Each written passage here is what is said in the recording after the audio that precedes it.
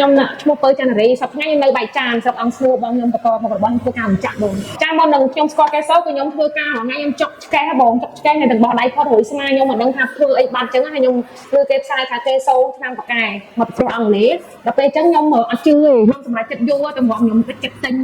សប្រៃកែសូនេះបងគឺតាមរយៈបងតាមរយៈគេផុសតាម Facebook ចាហើយចិត្តទៅជាមួយបញ្ហា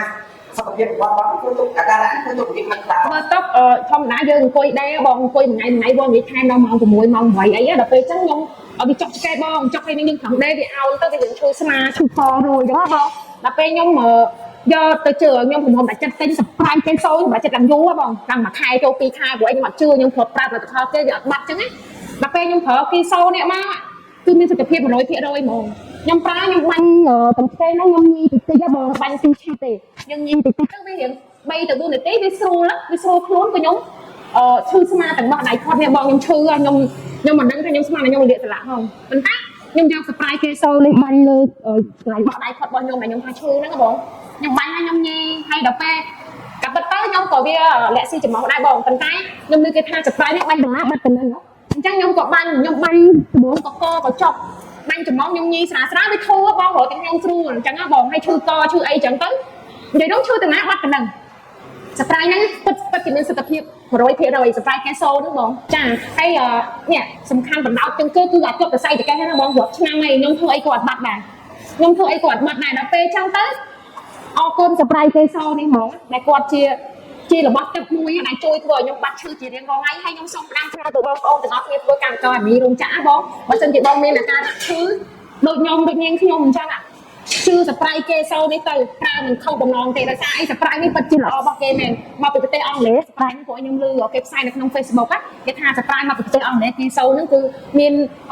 វាល្អបាញ់តាណាជាទៅនឹងអញ្ចឹងណាបងខ្ញុំអត់ចិត្តជឿទៅមុនខ្ញុំអត់ជឿគេមែនខ្ញុំកម្រជឿដោយសារខ្ញុំធ្វើរបស់ជាច្រើនវាអត់ត្រូវទេណាបងដល់ពេលខ្ញុំដាច់ចិត្តទិញស្ប្រៃកេសូនេះគឺត្រូវ 100% អញ្ចឹងខ្ញុំនឹង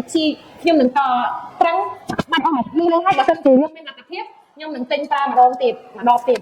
ស្អីស្ប្រៃនឹងបងឲ្យឈឺតំណាក់បាត់តំណឹងឈឺក្បាលចឹងយើងឡាញ់ក្បាលទេបងយើងឡាញ់ក្បាលចឹងហើយយើងញីតិចតិចឈឺឡើងណាបាត់តំណឹងបងញីចឹងទៅវាស្រួលបងវាស្រួលខ្លួនហ្នឹងមិនខ្ញុំចេះតែនិយាយទេបងជឿជាក់ពីមុនមកខ្ញុំអត់ជឿជាក់ឯង